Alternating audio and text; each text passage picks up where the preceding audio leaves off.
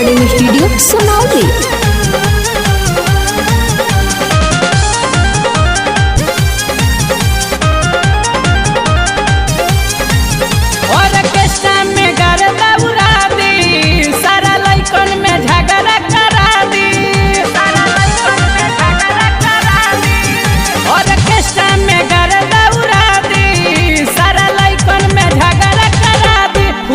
एकर फूट जाई रे जवानी एकर लुट जाई रे, भुलावना एकर फूट जाई रे जवानी एकर लुट जाई रे।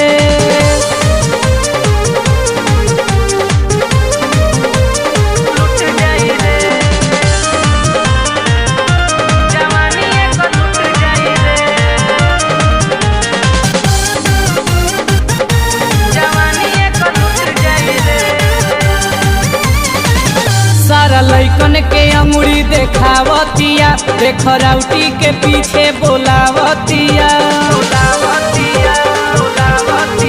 सारा लइकन के अंगुरी देखावतिया, देख राउटी के पीछे बोलावतिया। कहे दे दो तू 500 हजारा, तबे छुए ते मापन छोहारा। भुलावना एकर टूट जाई रे जवानी एकर लुट जाई रे, भुलावना एकर टूट जाई रे जवानी एकर लुट जाई रे, लुट जाई रे।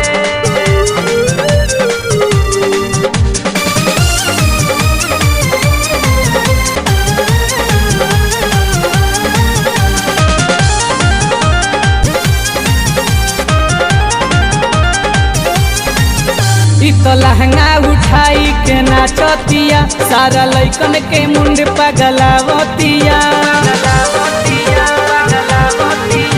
तो लहंगा उठाई के नाचतिया, सारा लइकन के मुंड पगलावतिया। भइले पर भात प्रेमी दीवाना, चंदन पर लुटा दी खजाना। भुलावना एकर फूट जाई रे जवानी एकर लुट जाई रे, भुलावना एकर टूट जाई रे जवानी एकर लुट जाई रे।